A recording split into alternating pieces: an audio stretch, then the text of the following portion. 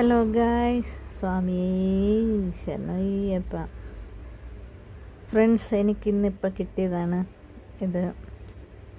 ശബരിമല അയ്യപ്പൻ്റെ അരവണ പായസം, അരവണ പ്രസാദം.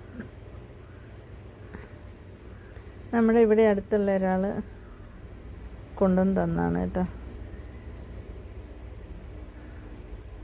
തിരുവിതാംകൂർ ദേവസ്വം ബോർഡ്.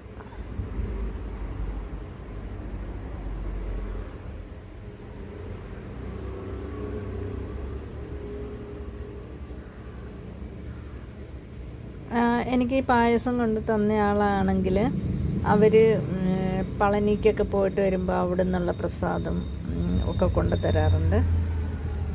ഇത് ഞാൻ പൊട്ടിച്ച് കുറച്ചെടുത്ത് കാണിക്കാം. ഓക്കെ, ഇതാ ഗൈസ്, ഞാൻ കുറച്ച് പൊട്ടിച്ചിട്ടുണ്ട്. നമുക്കിത് സ്പൂൺ വെച്ചിട്ട് എടുക്കാം. ഇതാണ് ശബരിമലയിലെ അരവണ പ്രസാദം. കഴിക്കാം അല്ലേ?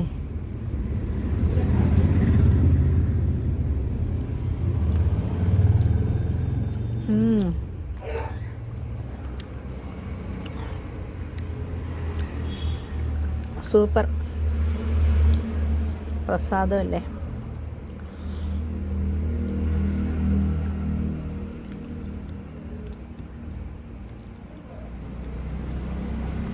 സത്യം പറഞ്ഞാൽ നമ്മളിത്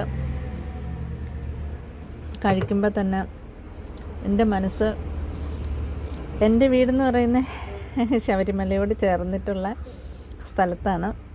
നമ്മുടെ നാട്ടുകാരനാണ് അയ്യപ്പൻ.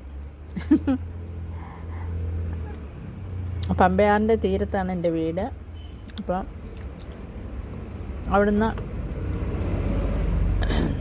അക്കരക്കര എന്ന് വെച്ചാൽ വെള്ളം കുറഞ്ഞിരിക്കുന്ന സമയത്ത് നമുക്ക് നടന്ന് അക്കരക്കരയിലേക്ക് കയറാൻ. വനമാണ്. ഒരു 5-6 മാസം മുന്നേ നാട്ടിൽ പോയപ്പോൾ വെള്ളമില്ലായിരുന്നു, തീരെ കുറവായിരുന്നു. മഴയ്ക്കൊക്കെ മുന്നേ. അപ്പം അക്കരക്കരയിൽ പോയായിരുന്നു, വനത്തിലോട്ടൊക്കെ കുറച്ച് കയറിയായിരുന്നു.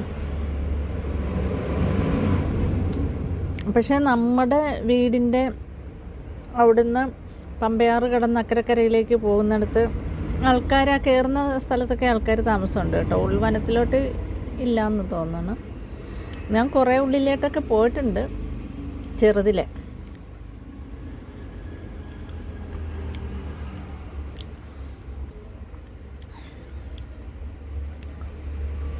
പക്ഷേ ആ പമ്പയാറിൻ്റെ തീരത്ത് നിൽക്കുമ്പോഴും പിന്നെ ആ വെള്ളത്തിൽ കൂടെ ഇങ്ങനെ നടന്ന് അക്കരക്കരയ്ക്ക് പോകുമ്പോഴും ഒക്കെ ഒരു പ്രത്യേക ഒരു സുഖമാണ് കേട്ടോ. ശരിക്കും പറഞ്ഞാൽ നമ്മുടെ ആ നാടിൻ്റെ ആ ഒരു,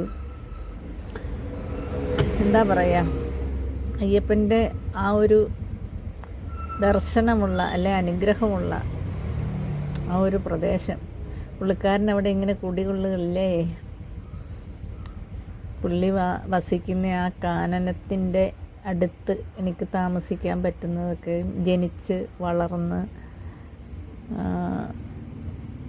അവിടെ ജീവിക്കുക എന്ന് പറയുന്നത് എന്താ ഒരു പുണ്യമാണല്ലേ ശരിക്കും പറഞ്ഞു കഴിഞ്ഞാൽ.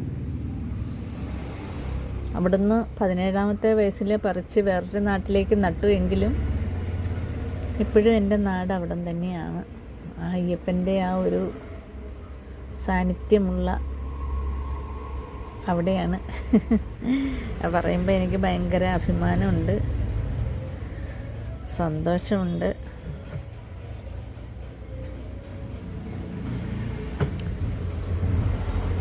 അപ്പം അങ്ങനെയാണ് ഗൈസ്. തുലാം ഇനിയിപ്പോൾ വൃശ്ചികമല്ലേ അടുത്ത ദിവസം. ഇനിയിപ്പോൾ കിട്ടും അരവണ, ഒരുപാട് കിട്ടും ഇനി.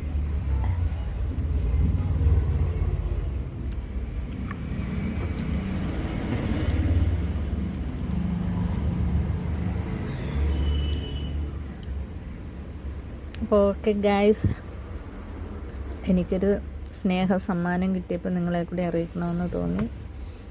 അതും അയ്യപ്പൻ്റെ പ്രസാദം, അരവണ പ്രസാദമാകുമ്പോൾ ഒരുപാട് സന്തോഷം ഇത് കിട്ടിയതിലും കഴിക്കാൻ പറ്റിയതിലും ഒക്കെ.